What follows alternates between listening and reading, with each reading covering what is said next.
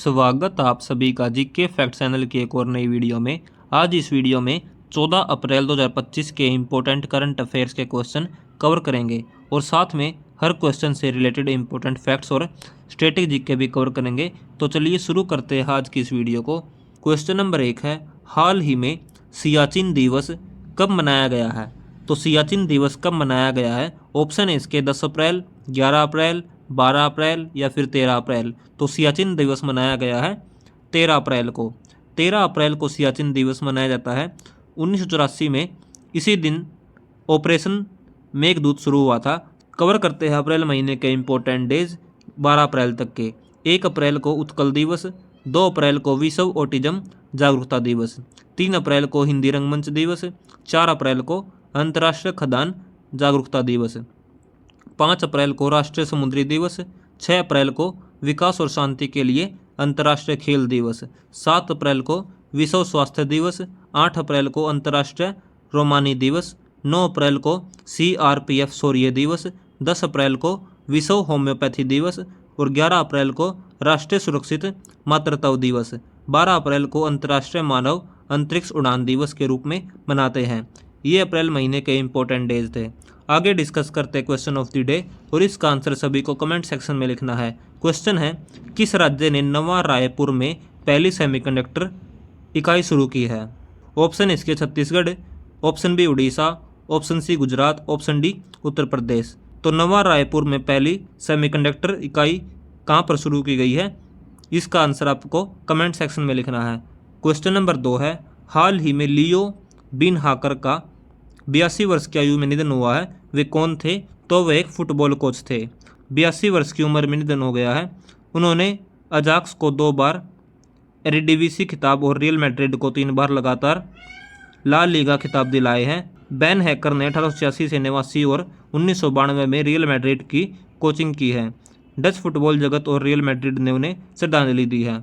आगे डिस्कस करते हैं इंपॉर्टेंट निधन जो हुए हैं। जाकिर हुसैन तबला वादक थे, उनका हाल ही में निधन हुआ है। तुलसी गोड़े जो एक प्रसिद्ध पर्यावरणविद थी। शारदा सिन्हा बिहार कोकिला जो कि लोक गायिका थी, उनका हाल ही में निधन हुआ है। रतन टाटा एक प्रसिद्ध उद्योगपति थे, उनका हाल ही में निधन हुआ है। श्रीनिवास हेगड़े चंद्रयान 1 मिशन के डायरेक्टर थे, इनका हाल ही में निधन हुआ है। डॉक्टर रोहिणी M गोडीबोले विज्ञान क्षेत्र से जुड़ी थी, जिनका हाल ही में निधन हुआ है। प्रवीण गोवर्धन दक्षिण अफ्रीका के रंगभेदी विरोधी कार्यकर्ता थे, जिनका हाल में निधन हुआ है। M Mohan Malayalam film industry के प्रसिद्ध फिल्म मेकर थे, जिनका हाल में निधन हो गया है। डेनियला तिरिनोस वेनेजुएला की ओलंपिक साइकिलिस्ट थी, इनका हाल ही में निधन हुआ है। सालसिंग मराक मेघालय के पूर्व मुख्यमंत्री थे। वसंत अनंत गौडगिल संस्कृत के विद्वान थे, जिनका हाल ही में निधन हुआ है। बुद्धदेव भट्टाचार्य पश्चिम बंगाल के पूर्व मुख्यमंत्री थे। पंडित राम नारायण प्रसिद्ध सारंगी वादक थे और सीताराम येचुरी एक राजनेता थे, जिनका हाल ही में निधन हो गया है। क्वेश्चन नंबर 3 कवर करते हैं। 2031 में फीफा महिला विश्व कप की मेजबानी कौन सा देश करेगा? अमेरिका इसका सही आंसर है। फीफा वुमेन्स वर्ल्ड कप के बारे में डिस्कस करते हैं। 1991 में चैंपियन यूएस थी। 1995 में होस्ट स्वीडन था, जीता नॉर्वे था। 1999 में यूनाइटेड स्टेट्स के द्वारा होस्ट किया गया था और चैंपियन भी यूएस थी। और 2003 में यूएस में होस्ट किया गया था, जर्मनी जीती थी। 2007 में चाइना के द्वारा होस्ट किया गया था, जर्मनी ने जीती थी। और 2011 में जर्मनी के द्वारा होस्ट किया गया है, जापान जीती है।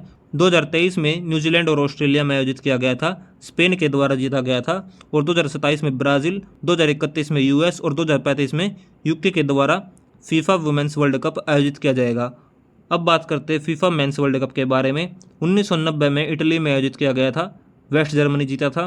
1994 में यूएस के द्वारा होस्ट किया गया था और ब्राज़ील जीता था। 2026 में कनाडा, मैक्सिको, यूएस और 2023 में मोरक्को, पुर्तगाल और स्पेन और 2034 में सऊदी अरब में आयोजित किया जाएगा। क्वेश्चन नंबर 4 है, हाल ही में बिरसा मुंडा को सम्मान देने और सांस्कृतिक एकता का जश्न मनाने के लिए नेशनल ट्राइबल यूथ फेस्टिवल का आयोजन किस राज्य में किया गया है? मिजोरम में। भारत की प्रमुख जनजातियों के बारे में कवर करते हैं। भील जनजाति मध्य प्रदेश, राजस्थान और गुजरात में है। गोंड जनजाति मध्य प्रदेश, महाराष्ट्र और छत्तीसगढ़ में है।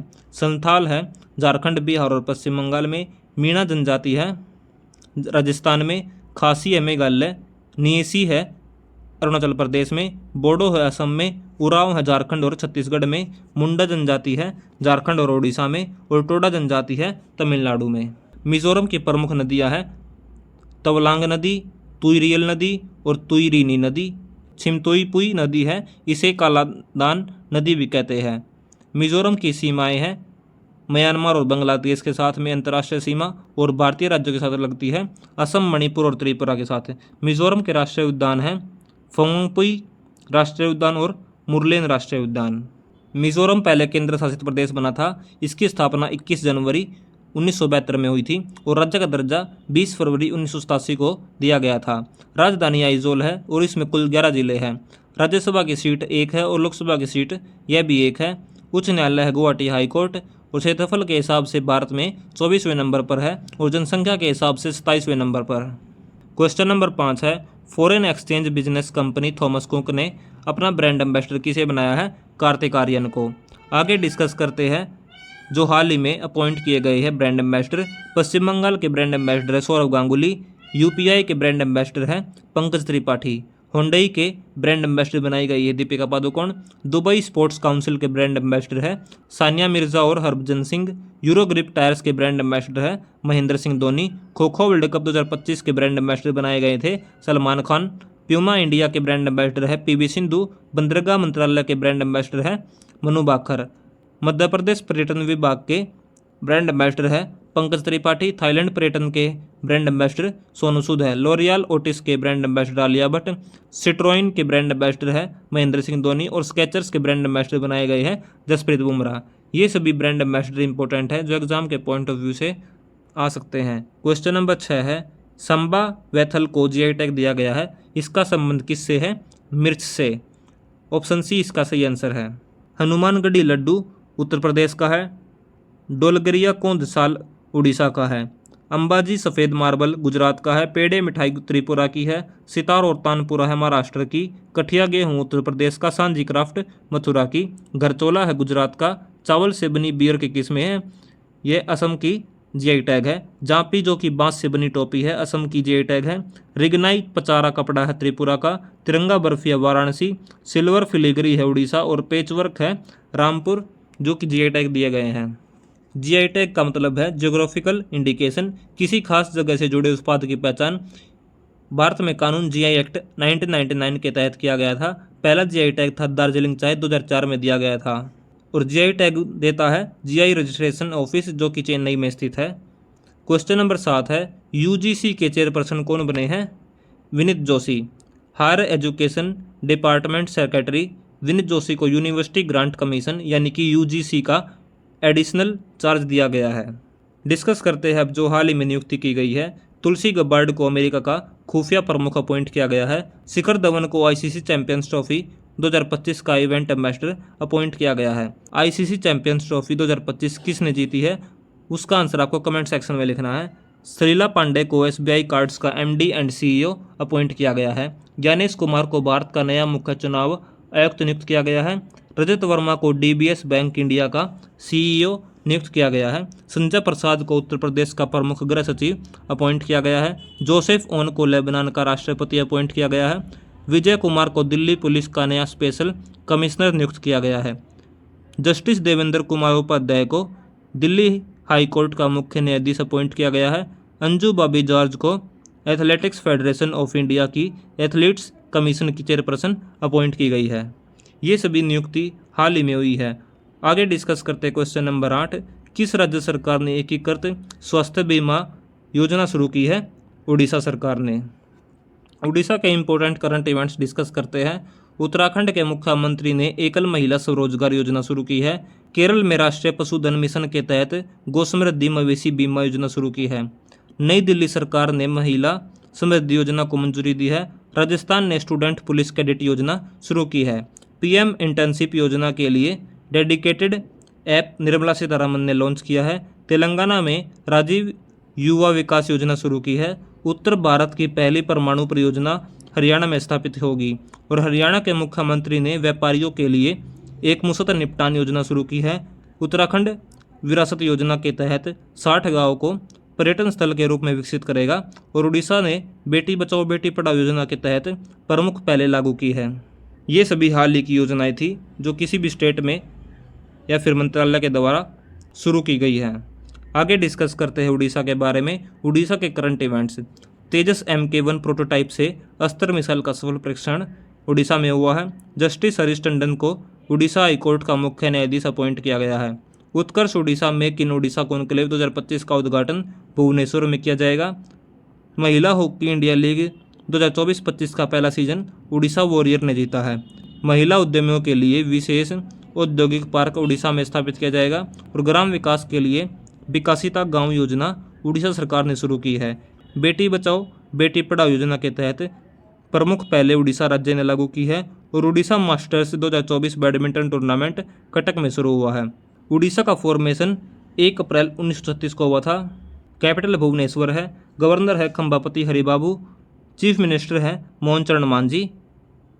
राज्यसभा की सीट 10 है और लोकसभा की सीट 21 है और एरिया के हिसाब से भारत में 8वें नंबर पर है, जिसका क्षेत्रफल 1,55,707 स्क्वायर किलोमीटर है।